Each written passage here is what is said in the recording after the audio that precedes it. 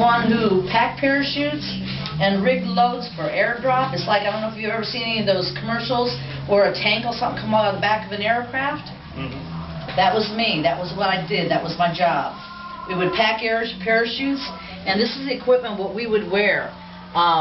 Your rucksack was no less than 65 pounds. Total equipment, not including the parachute, was altogether 445 pounds worth of equipment that you would carry on your body. And this is a lifetime picture of what we wore, and what you can see back here is a jump master who is making sure that all of his straps, his ties, the cords, any lanyards were properly placed, so when he was to drop his equipment and jump out the aircraft, step out the aircraft, that he wouldn't get tangled. Okay, and what you see, what we wear right here is what we would wear when we go out to the field. So we pack everything necessary that we need to have for the week or the couple days that we'd be out there, and hump it on our back and take it with us. And as a parachute rigger, which was my job to pack the parachutes, which is a little bit different than the gentleman down here, he's the one who's inspecting to make sure the equipment's properly placed on the paratrooper. We pack the parachutes, and although he is a jump master and he is a jumper, he may have a slot, say he's in the infantry, and he's got a jump slot, so he'll jump while he's in that unit. But if he goes off to Germany, then he might not have a jump slot, so he won't jump. He might not jump for another 6-7 years. He might not jump for another 2 years. But as a parachute rigger, we never, ever stop jumping, no matter where in the world we go. We jump every month, and they're only required to jump once every quarter for pay. That doesn't apply to us. We have to prove to you that our gear is safe and that we would jump with it any day. We drop everything from tanks, howitzers, 2.5 tons, medical supplies, a whole office, food, rations, ammunition, anything that you can possibly think of, we can push it out a door or out the back of an aircraft. What was the first year that they invented the parachute? First year they invented the parachute back, I want to say it was back in, well, it's back past the Battle of the Bulge. My uncle was in the Battle of the Bulge, and he was a paratrooper. Okay. So, way before that.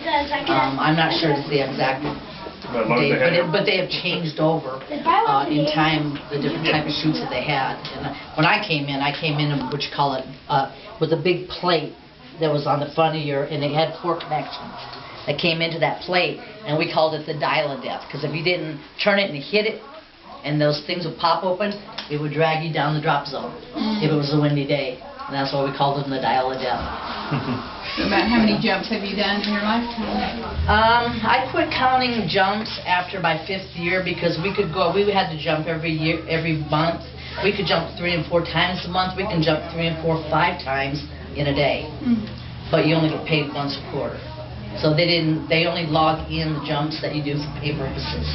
And I quit counting long after that 3rd, 4th year. When you pushed out tanks and stuff, did you have to jump with it? Or? No, we already have jumped, and they would come out. The tanks would come out afterwards. What had happened is that the tanks will have what they call a smaller parachute. It's called a drogue chute.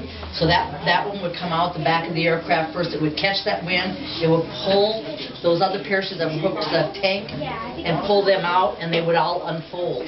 And then it would carry that tank down. Were you attached to that or no? No. That was just equipment on its own. And they would come out with a drogue chute. That's kind of interesting. It's a very interesting job. I mean, where else can you go and get thrown out of an airplane? We don't want that job.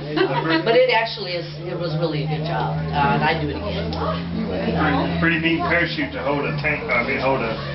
They're cargo parachutes, and they usually took about 6 to 8 cargo chutes, plus the drogue chute as well, so to pull it on out. So the tanks are totally a bigger chute altogether. Yeah. And the personnel parachutes obviously are much smaller. So how much do those tanks weigh that they would need to... You have to talk to Mark. You see the tank out there he had? Yeah. I'm not sure what the weight on that is. Parachute. It would need to be... Yeah, they have several parachutes to pull that thing out. Well, thank you for your service. Oh, sure. My pleasure. What countries did you get to? I went to Saudi, and I did rig for a grenade Grenada and for Panama.